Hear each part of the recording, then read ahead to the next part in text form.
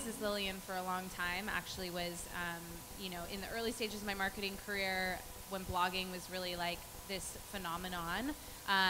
Kelly was one of the kind of leaders of that charge, I would say, and actually, in my eyes, really shook the boat on that perception, truthfully. And it comes down to the fact that you're a genius in branding and marketing and positioning, and so your blog just oozed all of that.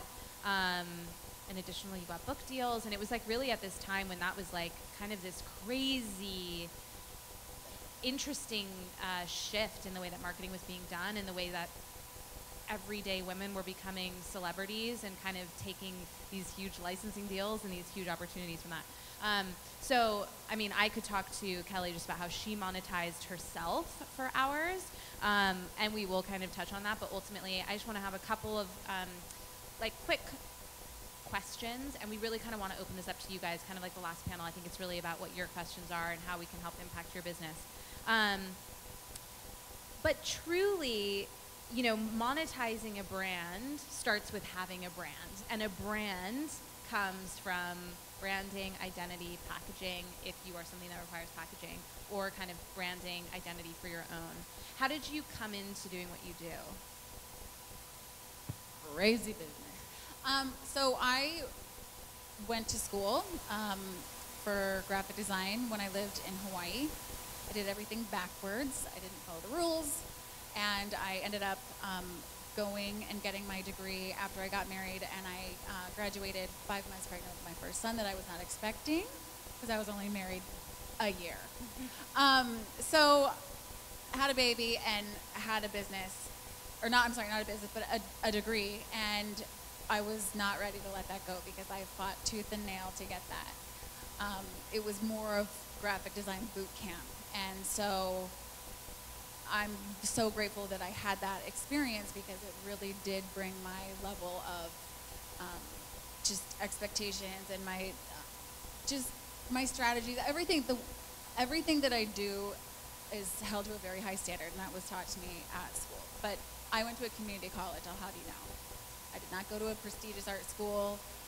It doesn't have to work that way. So, anyways, I had this baby and a degree, and I was like, well, I'm gonna do this. And so I started out making stationery. I had a stationery line, or business rather. I did custom invitations and announcements, and it was like when I sent my son's birth announcement out, it just sort of spiraled. And then I had to make a business, and I was like, okay, well, here we go. And then I don't know if anybody really knows this, but I started with Pink Dot Press. And it might still be up there. I don't know, but either way, that was in 2005. And that then launched into people being very interested in me doing logos for them. And so then I was like, okay, I'm going to be able to make more money off of this. And I won't have to deal with brides and their moms and all the crazy stuff. And so then I branded Kelly Lillian. And so then I was kellylillian.com. And everyone was really stoked. And I started out very, I would say modest as far as my prices go. And I had an amazing mentor, and she still is my mentor, Joy Cho. But she just kept saying, Kelly, up your rate. If you don't want to be doing these logos with clients and take on too much, then up your rate, and then you'll get more. And so either way, then I started doing all these logos, and I'm going to round out the question, I know, but just to give you guys a base. I like to give a foundation here. So while I did that, I punched out so many brands for so many different small businesses, entrepreneurs, everybody here.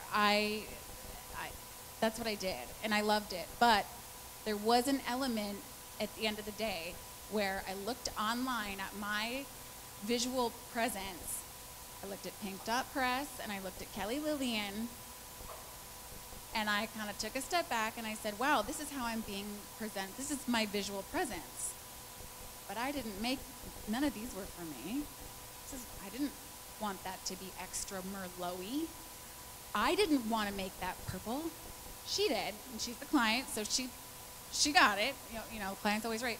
But I was kind of freaked out because I was like, this is not really who I am. And so I was like, it's for me to be able to continue to do this, I need to start my own little thing where I can go crazy and do what I like to do and not apologize for it. And that's how Mrs. Lillian was born. And I didn't think anybody would look at it. And if you've seen Mrs. Lillian, you would know there still is, and there is like major flavor that was happening on that site from the beginning, where you're like, God, this is so different. So that was really inspiring. It's long. No, it's perfect. So when a brand comes to you, whether they're like new to market and are just launching, or they're looking for a rebrand, where do you start? So I always start with a series of questions, as anybody would do in business. And ultimately the first one is, okay, where are you now? And where do you want to be? Who is your clientele now? Who do you want your clientele to be? If they haven't started, then it's a little bit of a different conversation, but essentially the same findings come from that conversation. And then through that, it's a series of questions, and it's almost formulaic, really, because everyone has their own way of just, extracting information and things that they need, but it's a back and forth. And then I let them spew on about their business, and I kind of take what I need, and then I tell them what I'm gonna do. So that sounds tutorial, but really, no. But it's actually a really important process. I talk about this a lot with my clients, because we don't do brand. We work with people like you to help our clients get in a better position. But some of them find it very hard to let go of branding. Like, it feels very personal, and as you said, the idea of like living with it forever is a little bit daunting. But really, you kind of do just have to let go, and you also have to trust the experts, because they actually really understand the like more mechanical side of like why a brand ID is going to stick. And ultimately, too, just to point on that, is that look and shop and go and shop, meaning online. Look at people's portfolios. Look at what they're consistently producing. In my mentor session, I talked about, if someone came to me and was like, hey, I hear you're a graphic designer. I have this really cool business. It's called Black Dragons. And I have $20,000 to pay you to do a logo. I'd be like, I'm not your girl, because I do this. And I'm really good at it, but I can't do Black Dragons. Like, it won't look awesome and sick like you want it to. So I'm not gonna, go to the people whose aesthetic matches yours and your vision. You're always gonna get a win out of that. Totally. And so, ultimately, creating a great brand ends up becoming the blueprint of basically all of their marketing from that point on. And essentially from that point on, you're looking to ultimately drive revenue, whether it's for you personally because you do services, or it's your product, or it's an event, or whatever it might be. Are there any like tips or tactics, and this could also apply to you personally since you have monetized your own brand, that you kind of give to your clients or have taken into your own like practices in terms of how you really monetize a brand that you're building? That's a really confusing word. And it's not any fault of ours, it's just what they call it. But it's making money off of just having your website. And I know that sounds weird, but or maybe it doesn't, I don't know. But everything was new to me. I didn't think anybody was gonna look at my website. I had no idea, I was not prepared, I didn't have a plan. I just was doing my thing. And so when it started to snowball and really build into this entity, and I kept looking over my shoulder being like, are they sure they got the right person? Because that's how weird it was for me. So it was a constant learning process. But when I did get to an audience, I was approached. So I don't know that if I have like the like the ultimate story for that, but I was approached by an agency, and they kind of taught me how to do that. Yeah, totally. But to almost kind of flip that around a little bit. So if we kind of think about, you would be monetized for your audience, right? So a brand could Yes. potentially leverage Mrs. Lillian and Yes. your audience to talk about or promote a product Yes. or a service. What makes you say yes to a project like that, or what would cause you to turn down talking about a product or a brand? So on Mrs. Lillian, I still have it, it's still going on, but I'm very specific about what I say and how I say it. And if any of you have looked at the website, I write in rhyme. It's awesome. You I guys. think in rhyme, and therefore I write in rhyme. And part of that really is because I am horrible at grammar and punctuation, and I was not about to let anyone comment on my blog about, well, you didn't use an apostrophe, you know, it's misspelled. So I'm sorry, but that was my way of avoiding that. So I was like, well, I'll just do what I know how to do, and that's rhyme. And so ultimately, if someone were to come to me and say, well, and they have, there is specific content that you must write. I've had clients like Lubriderm. Okay. They want me to write about how penetrating and emulsifying their new formula of Nutrium is going to transform them with this new complex formula. And I'm all, that doesn't rhyme. I'm not, I could, there's just, I don't, it's not going to be authentic. It's not going to sound right. It's going to be like the complex and the, yeah, it would not, it was, so that was me. And I stayed true to my brand, and I've tried it, and it just always comes out like a,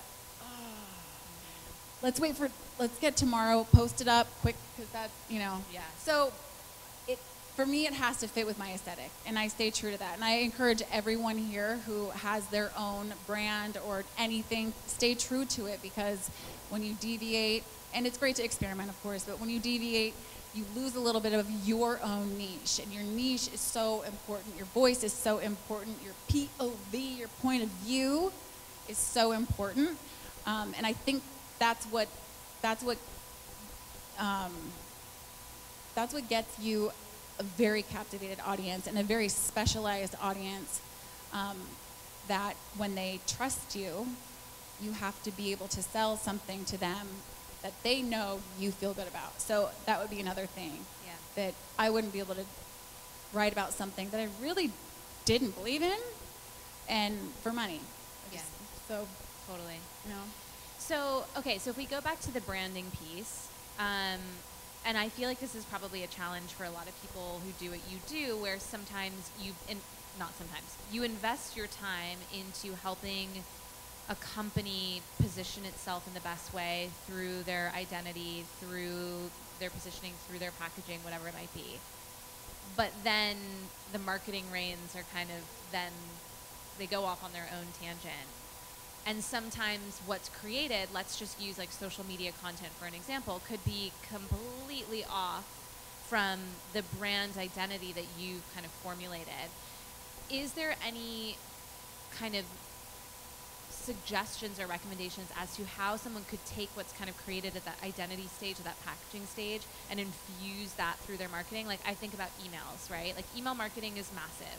If you're not doing email marketing, you are missing out on a major, major opportunity. But a lot of email marketing, or a lot of email blasts in general, are garbage, to be honest, because they don't necessarily have the branding capabilities or the graphic design or the content build out or whatever to really think about it in the right way. Like, how do you kind of approach that from your seat, where you're like, ooh, this isn't, like, it's not being executed daily. Right. So for me, I almost consider myself a tradesperson. I make things conceptually, but then I execute them, but they're digital and they can be printed. But once I hand over my finished work, it's been approved, We've gone through rounds of revisions. I hand the keys over to my client. It is their artwork. In my contract, I say, when we are completed, this is yours. My name isn't on it. I can choose whether or not I want to put it on my portfolio website or not, but I mean, ultimately, that it becomes free reign. And I always say, I will be your logo library forevermore. If you ever need to come back for an additional file, I'm happy to deliver it to you, but that's theirs. Yeah. And so hopefully, through working with you and through coming to you because they like your aesthetic, they've followed you, they know how you do your business and how it's worked out for you, they have the same mechanisms in the way that they see their business. And personally, I haven't really had a client that way that's worked out in that area. Yeah. But interesting. yeah. No, it isn't. I mean, it is something to really think about, because I do think if you're going through a rebrand, or if you are kind of approaching your branding for the first time, or at whatever point, I think it is really important to think about how you're going to then take that hard work and that thoughtfulness and infuse it through your brand on a daily basis. So that's something that's like a kind of good food for thought. I do want to open it up to you guys, though. I can give my microphone to the floor to take around. But does anyone have any questions? Branding, influencer. Anyone? Anyone? Test. No? No one? Hello? Oh, there you are.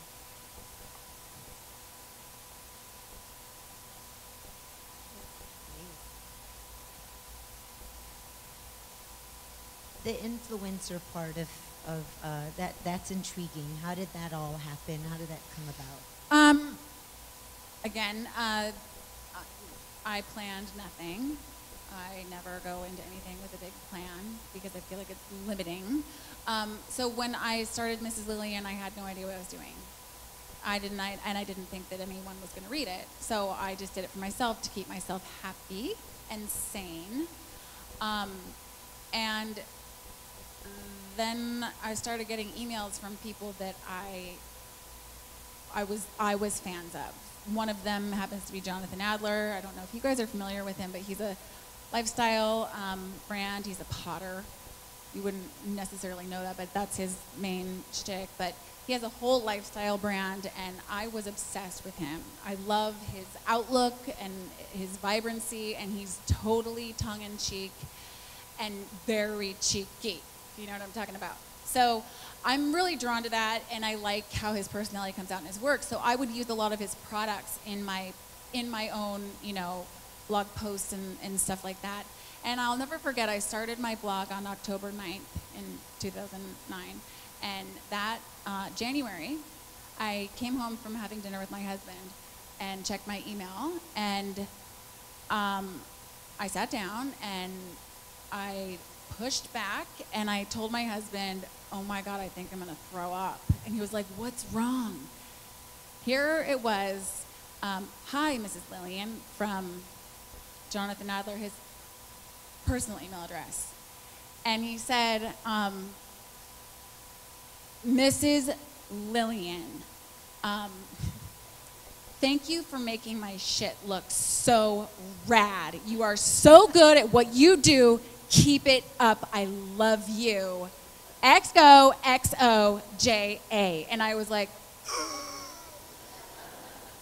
oh my God. And so I tell my husband, he's like, who's Jonathan Adler? And I was like, oh my gosh, just whatever. Either way. So to get more specific about the influencer and to answer your question, you gain a big audience and things like that start to happen. And people read it that you don't know are reading it. And that's how everything happened for me. So I got a phone call one day, I was sitting at my desk, and it was Random House. And they were like, we love that you love to drink. We love that you love all these cocktails and you put these recipes up on your blog. We want you to write a cocktail book for us. And I was like, you know I rhyme, right?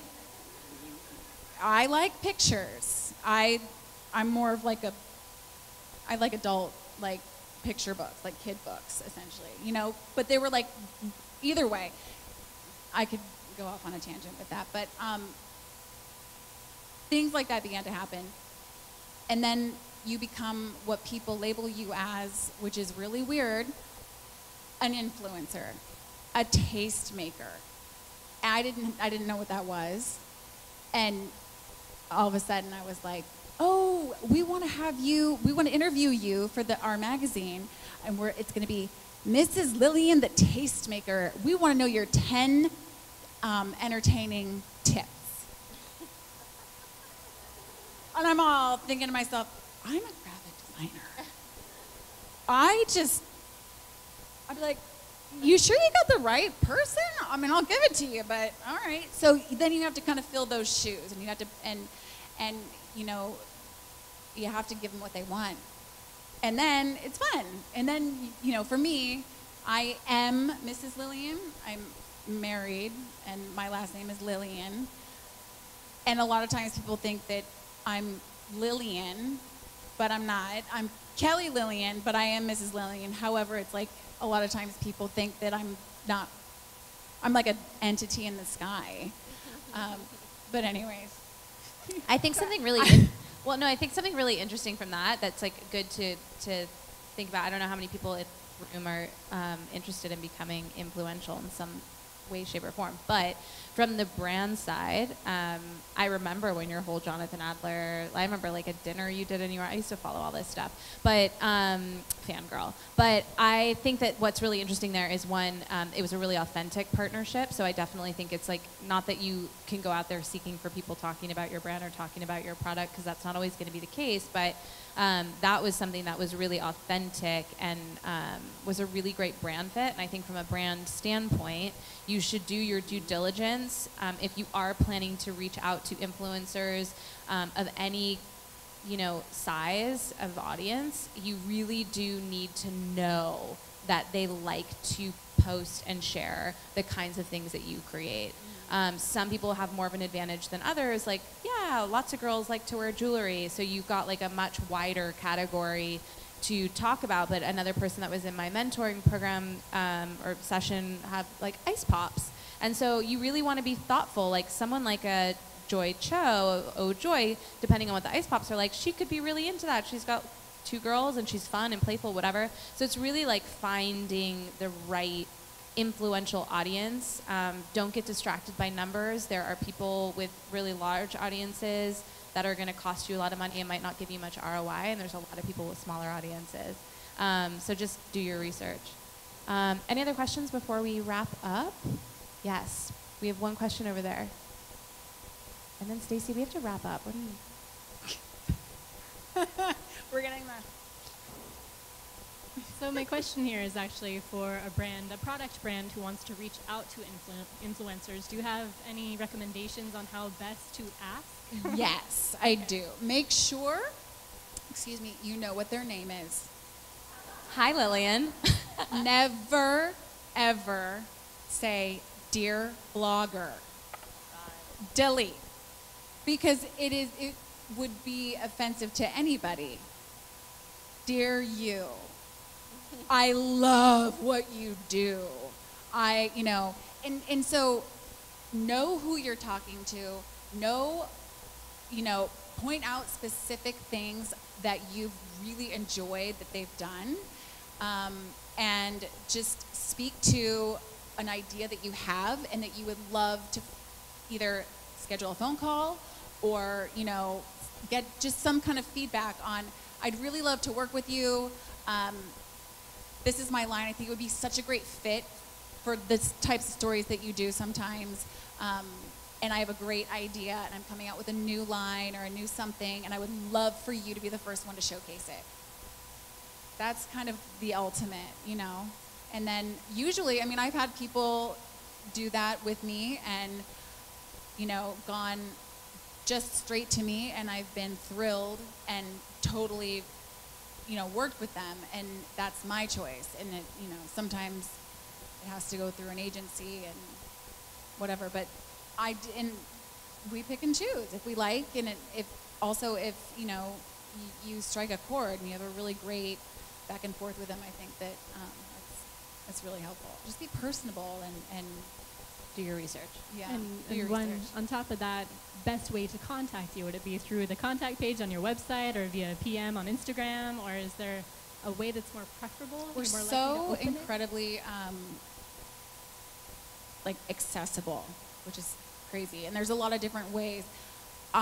For me personally, I don't like when people do private Facebook message, because I don't even know. Those go into the abyss. I don't even know where those go to, at least for me. And so an email for sure, just directly. I have one thing I do want to say really quick. I know. So, and this is my number one thing that I just remembered I wanted to address Guam about. Super important. Get a website. And I don't mean that in a mean way. All I'm saying is that Facebook is not a website. Facebook, as you said, is a Paid advertising platform okay. outside of groups and events. You can do a website so easily, and this is just the company that I use all the time for whether I do a client or another website for myself is squarespace.com. It's very user-friendly, and it's not daunting, and it's awesome. really easy and simple. But know that moving forward with your business, Facebook is not going to work. Yes. I don't mean to sound mean at all, but it's one of those things that I lived here, and I remember going like, okay, where's their website? And I'd be like, Facebook. That's what? But anyways, it's just my way of saying that it's a great idea to Yeah, I agree. Thank you guys so much. Thank you so much, Kelly. This is amazing. Thank you, ladies. Thank you. You may as well stay up here because we are doing the panel. We're going to have a quick 20-minute quick fire panel. It's going to be on work-life balance and how to stay inspired. And it's going to be Veronica, Jess, myself, Kelly. We just need all the chairs, and then we're going to ready to go, and then we get to party.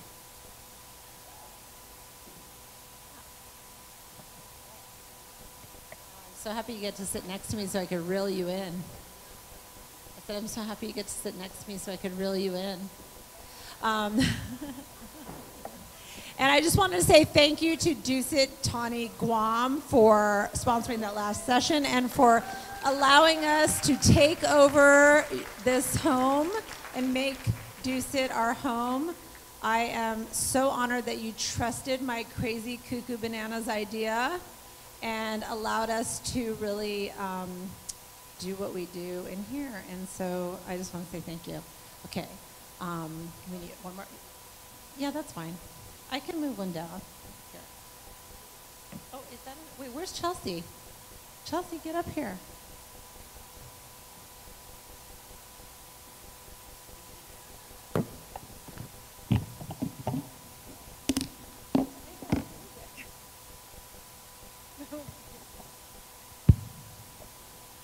Get those cute shoes up here, for God's sake. God, I mean, I don't think I wore heels like that on Guam until I was like 29. That'll go right into the grass at the fiesta, girl. Okay, so we are going to do, this is called quick fire, which means that Mrs. Lillian, you dial it back and you talk in short sound bites. Okay? So, yeah, make it rhyme too. Okay. I mean, the first question is, so what did you want to be when you were a child, Chelsea? Kelsey, did you see that? What did you want to be when you were a child? I legitimately can't remember. Okay. I try this one a lot. Already covered this Oh, morning. yeah. Okay, go ahead, Kelly. I had no idea, and I still kind Oh my of God, you're don't know. such they're just underachievers, all of them. Veronica, And I hate to say this, I just wanted to be alive. oh, see, keep it real. Okay. Okay, dumb question, apparently. My Spanx are showing. I must love you guys a lot because I busted out the Spanx for you today. Okay, so, we'll be serious now. Obviously, this whole like work-life balance, which I always say is that you can have it all, you just can't have it all at once, is what I like to say. So what is your no-fail go-to when you need inspiration or you need to get out of a creative rut? Veronica. I'm a meditator and I work out a lot. And so a lot of times when I need to get things off my chest, I'll ride my bike outside to clear my head. So I'm very much into prayer, meditation, introspection. I'm going to sound shallow. But I go on Pinterest and I do visual hoarding. And I get excited, and I get goosebumps, and then it's all good. I married well, Yeah. and so I did. Felipe, I married really well. So I'm not being dirty yet, but for me, it's a snuggle on the couch with our fur babies and a really good like show or whatever. I got to get out of my narrative and into somebody else's, and then I get a little inspired. Oh, that's so nice. Yeah. Get a room. Yeah. It's totally here. Dusit's hooking them up. Because I work in a similar space to Kelly, I definitely think Pinterest is like kind of my spirit animal. But in LA, you do a lot of driving, and some people turn to a shower for ideas. I turn to a good drive with some good music. I think some of the most impactful, actually, decisions I've made in my business came to me in a car, and so that's mine. I love that. Okay, so in moments of self-doubt or adversity, how do you build yourself back up? Jess, we'll start with you. Well, I'm a writer, so I journal a lot. So for me, if I can get it out of my head and onto a page, it becomes manageable. I can see it. I can deal with it. I scream. I cry. I walk, and I share my feelings because I know I'll get through it. To me, emotion, I write it as two different words. I write emotion, energy in motion. It needs to move through your body. So I just try to not let it get stuck.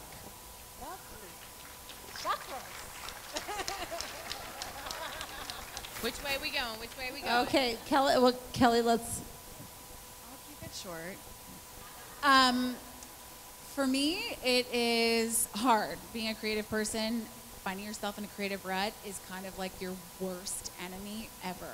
It can be crippling, actually. So for me, what works for me, and it's not always granted, and it's not something that I have control over, but sometimes I just need a little bit of success.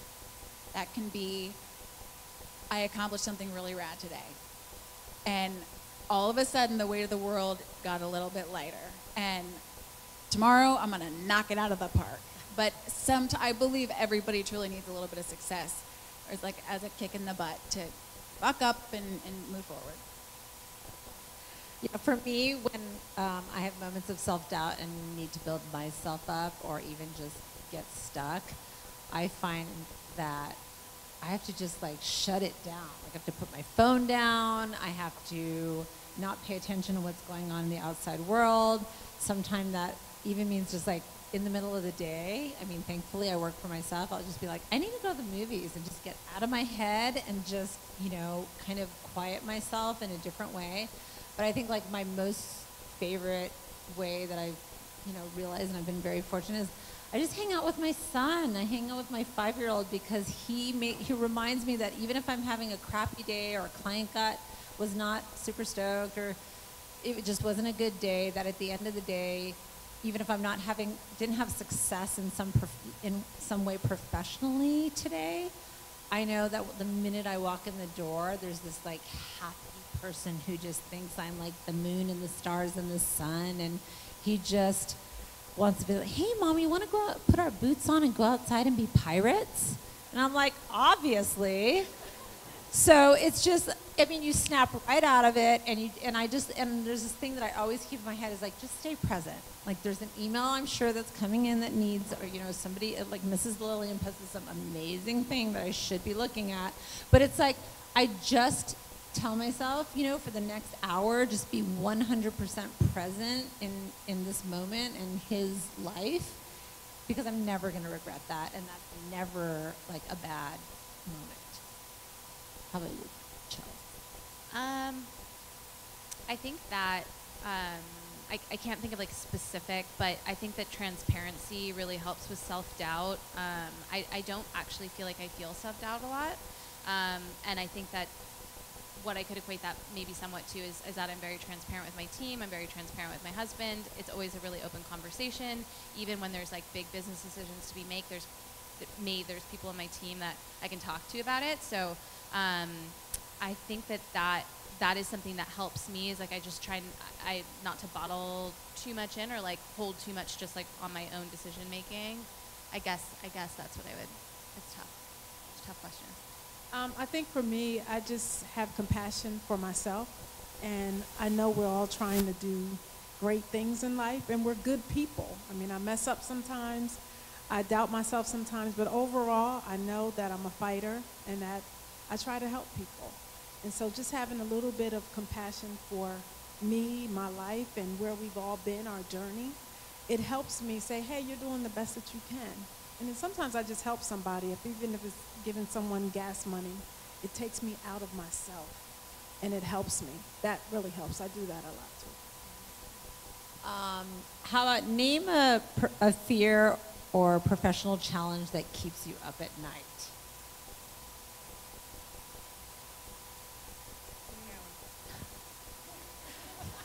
Deadlines.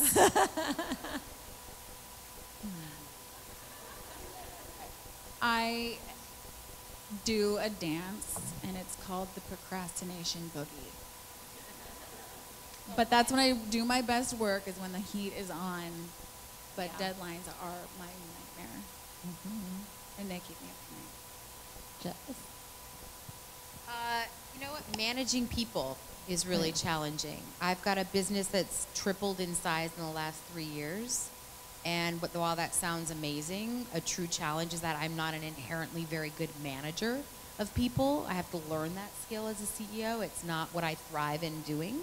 So what keeps me up a lot? No, it's not. Yeah, I didn't sign up for it. And also, I think it's a challenge you get once I'm building the airplane while I'm flying it a lot as an entrepreneur, right? And so finding the right team members, casting for those has been really challenging. Honestly, it's probably the one thing about my business. It's never client retention or getting clients. It's always like, how do I keep refining this team and dealing with people, right? I'm a small enough company that I don't have an HR department. I have advisors, and I've got, help in that way. But and I don't know if you relate to this too, but, as you're building it, as you're going, to me, that's been the hardest thing, quite honestly, is to figure out how to balance that. Yeah, I think that fear drives great work. Actually, I think we should all be somewhat not afraid in any way, but I think we should feel like motivated by fear, because that's what keeps us really hungry and really ambitious. But I think I would agree with you. For me, like the things that keep me up at night is kind of like all of the moving pieces in my company that I actually don't touch anymore. And we were actually talking about this at lunch yesterday, but with some lovely people here in the room, just about the ability of letting go. And I think that the letting go, I've gotten it down, but naturally there's going to be moments when I'm like reclined in bed that I'm like, oh my gosh, did this get done? And it's really hard not to like, email your whole team asking about something stupid. I think for me, just not challenging myself to be the best that I can be.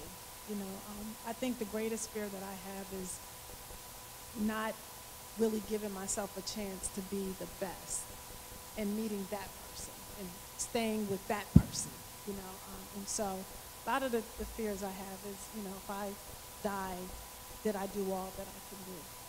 That same feeling. Yeah, mine, I always feel like there's this thing is it's not being extraordinary enough for just myself for today. And then I'm like, oh, that's just a lot of pressure, But yeah, so I just have to remind myself that is just bring it down, you know? Bring it down. So name your greatest success or something that you're most proud of in your business experience. Veronica, you start. Just having the strength to run a nonprofit organization. It's just like a profit organization. And if you don't run a nonprofit like a business, you're not going to have a nonprofit.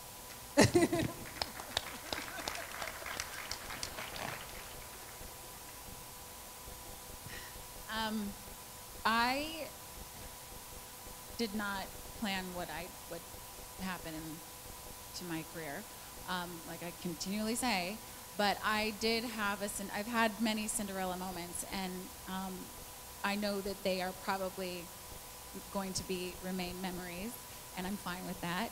But I'll never forget the day that I launched my book, went on the Today Show with Hoda and Kathy Lee.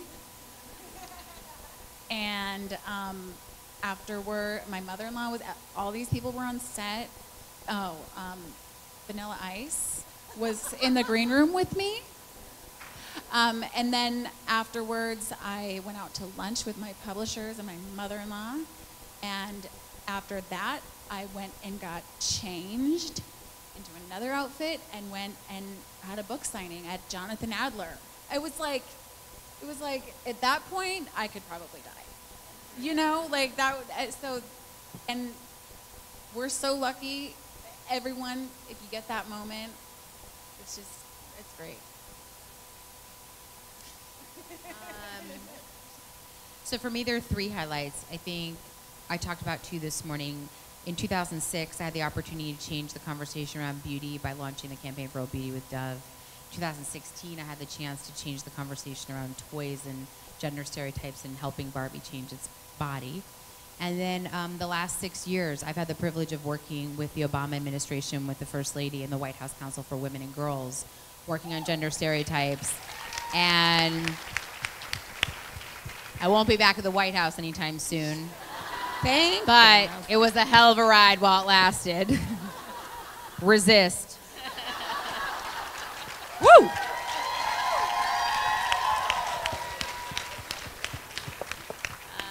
man, that's amazing. So amazing. Man, I feel like I have those moments all the time. Those little like, oh my gosh, I can't believe I'm sat here and this is happening. And this would be one of them. But I think, I think a big moment for me was having my business hit a certain revenue that I honestly always thought was really lofty.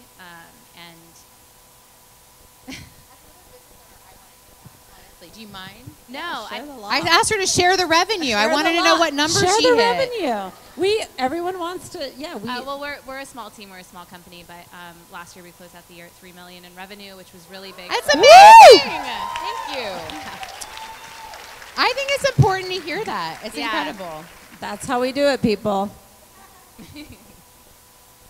The shoes really are motivating. Sometimes it's just the shoes. Start at the bottom and move it up. Right? Yeah, start at the bottom, now we're here.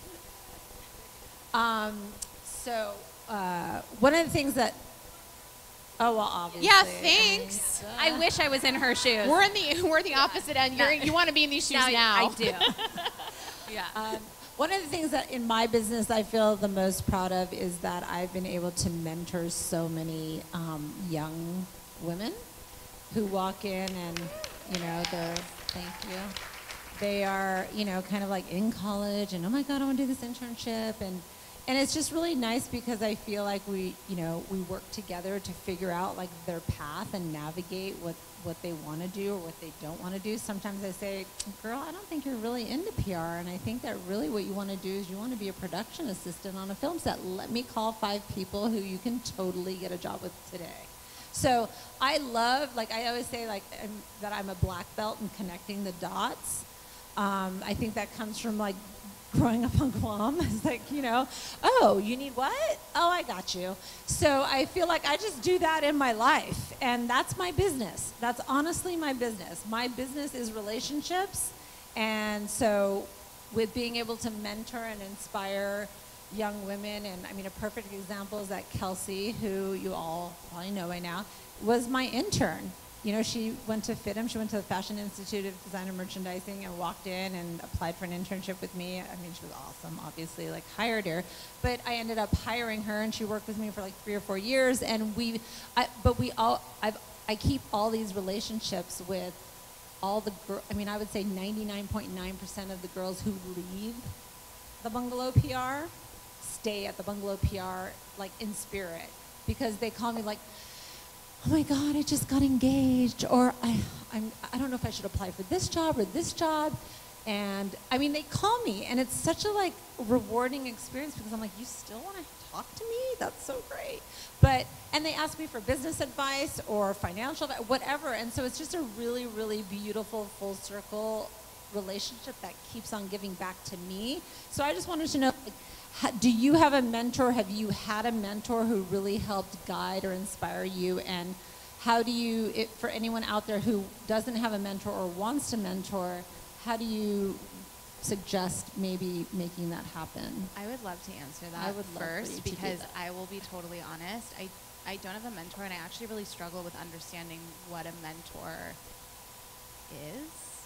And I know what a mentor is, but I feel like there are so many people in my life that I look to that give me such incredible insight and advice that sometimes I feel like it's really challenging to be like, you're it, like you're the one. But then I've also heard, I read a lot about it, 'cause I'm like, I want a mentor, because I love that. I love that idea of it. I love the idea of like learning, and people do say like you should seek out your mentor. But for me, I feel really challenged. Like, what do I do? Do I email someone like, hey, Kelly, you're super cool. Can I like have coffee with you? Will you mentor me? Yes, that's what you do. Is it? Yeah. Okay. do. So I'm learning things today too. You straight up call So- them and say, what's up? I actually think there's mentorship built in all relationships. I don't think it's like a job title. I think it's a way of being. So it sounds like Yeah. you get a lot of mentorship with the people in your life. Yeah, like with all sorts of people. But yeah, I guess I didn't realize that I could just. Yeah, I think you can. I think mentorship is about. First of all, I believe in reverse mentoring. I don't think that age or rank is like appropriate for that. I think that people at the beginning stages of their career can mentor people at advanced stages of their career, and vice versa, because I think information and knowledge is shared and wisdom is shared, and it's not age specific, right? So I look for relationships. We talked about this in our session, where you can get curious about people. I think if we can get more curious about people, you can start to build your own arsenal of powerhouses that you can go to for certain things. I do have a woman in my life who has mentored me from a business perspective and is one of my best friends. Her name is Diane Reichenberger, and she runs licensing at Mattel. I knew her way before that, when she used to run Mary-Kate and Ashley Olsen's business. You know her from Step Up, I think, Stacey.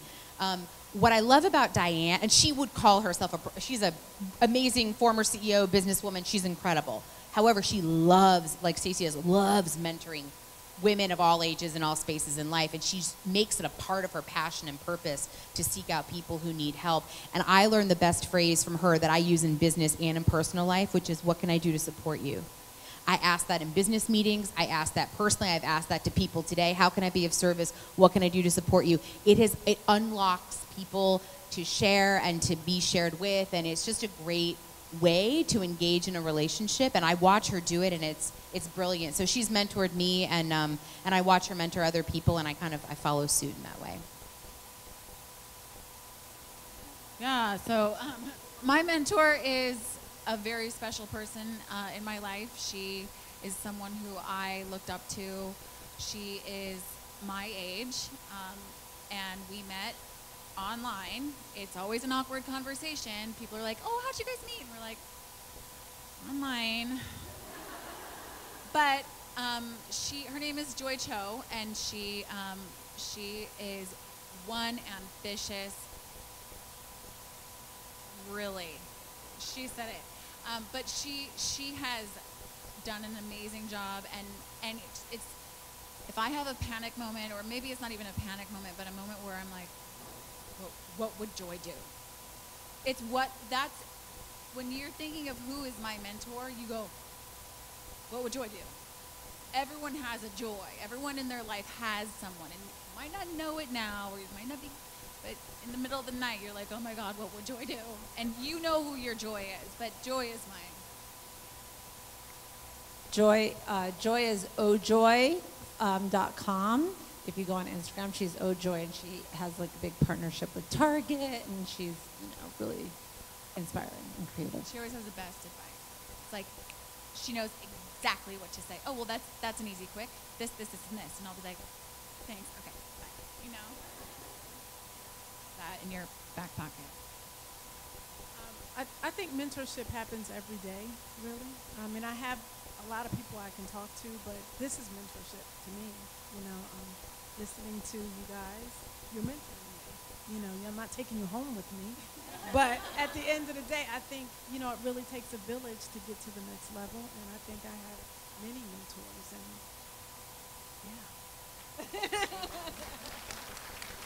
And on that note, it's interesting because in my session, in my mentor session, we were talking about this, about mentorship, a little bit about mentoring and reaching out. And,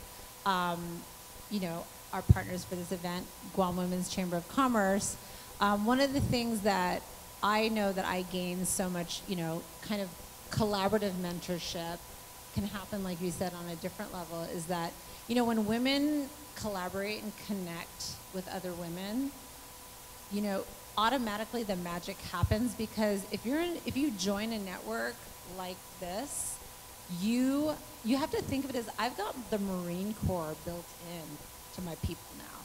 When you have 200 other women where you're like, I need a website. Oh my God, I need to figure it out the government. Who can I call because my food truck won't be allowed to park right here, but we need to get that changed. Well, you got 3 senators, who are right in your side pocket because they're your sisters in a women's network.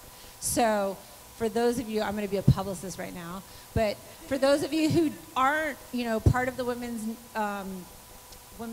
Chamber of Commerce, then you should be part of the Women's Chamber of Commerce, because all these problems, issues, questions, curiosities that you have, there's 200 women at your beck and call who want to help you and want to be of service and want to support and elevate and educate you. And that is pretty much what this whole day has been about. So I just want to kind of close out the panel on that note, in that I have, been inspired by all of you, and, kept you in my back pocket. And aren't you happy I brought them out? And I just encourage you to reach out to each other, connect each other, to each other on social media, and keep all this, conversation going, together here, online, offline, in person. When you see somebody here that you meet up at infusion or something, say hi, give a hug, be friends and help each other out. Just be connected and help each other out. That's just what I want to close out and say. And then Vanessa, do you? Okay. Well, we can wrap it up and then we'll do our closing remarks. Yeah. Okay. Okay. So thanks. Thank you. Ladies.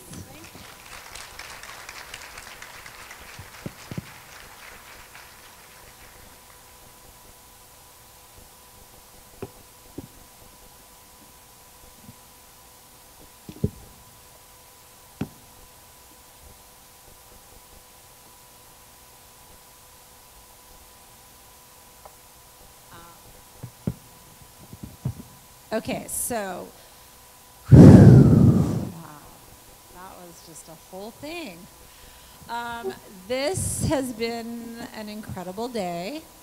Thank you so much for believing in me, Guam Women's Chamber of Commerce, to make this happen, for being my partner and my sisters for life.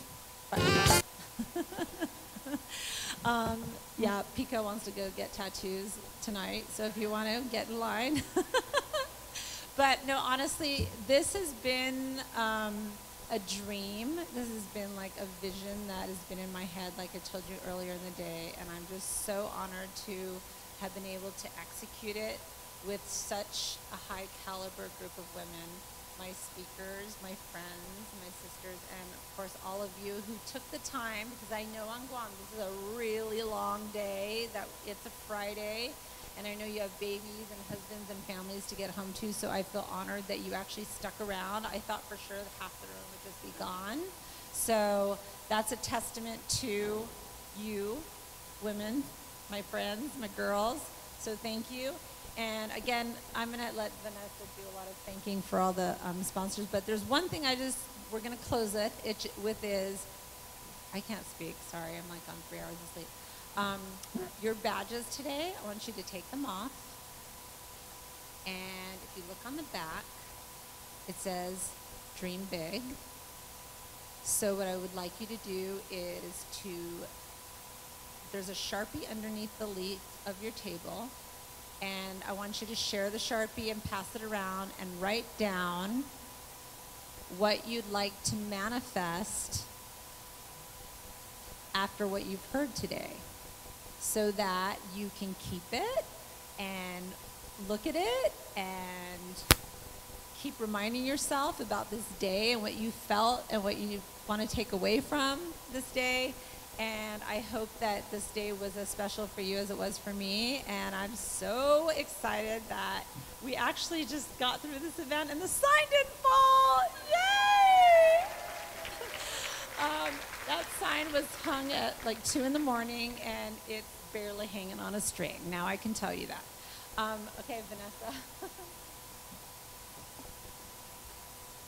What Stacy said, whew, I can't believe it's been the day has gone by so fast. I don't know about all of you. I couldn't write notes fast enough. I was like, okay, taking notes here. There's so many takeaways for me.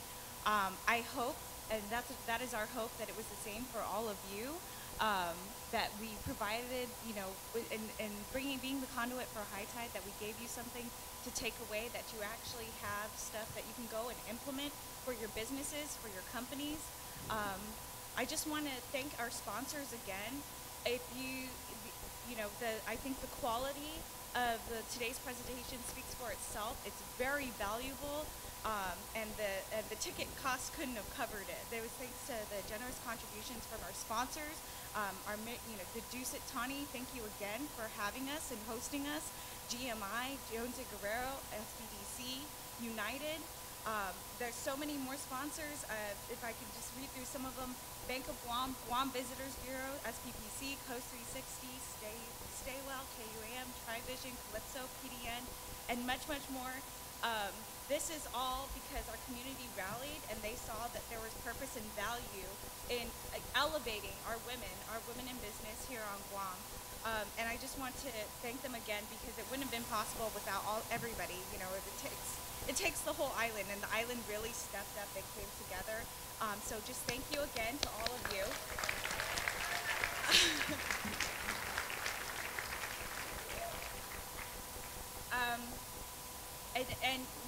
That's how I felt about the conference, but we really want to hear how you felt about it. Once again, if I could just remind you, we really appreciate your feedback. It's very valuable to us to know how we go forward. We've had leadership conferences, we've had summits in the past. We want to keep continuing to do these every year, and we need your feedback. It's valuable to know how we can proceed to give our members the best value. So if you could fill those out, we have all of our volunteers in white. They have extras. If you don't have them, just raise your hand. They'll come to you. And on your way out, you can stop and see the volunteers at the desks you registered at, where we have some parting gifts for you. We just kindly ask you give us the survey in return. So we'll do a little like for like, and everybody wins, win-win. And I just want to thank you one more time. Chelsea, Kelly, Veronica, Jess, thank you so much for your knowledge, for coming all this way, and Kelly for coming all the way back, and Stacy for coming all the way back. I just want to call them all back up so we can give them one final round of applause. Ladies, will you please come back up, and so we can get a last look. Ladies, I want to hear how you felt about this conference, and join me in thanking you.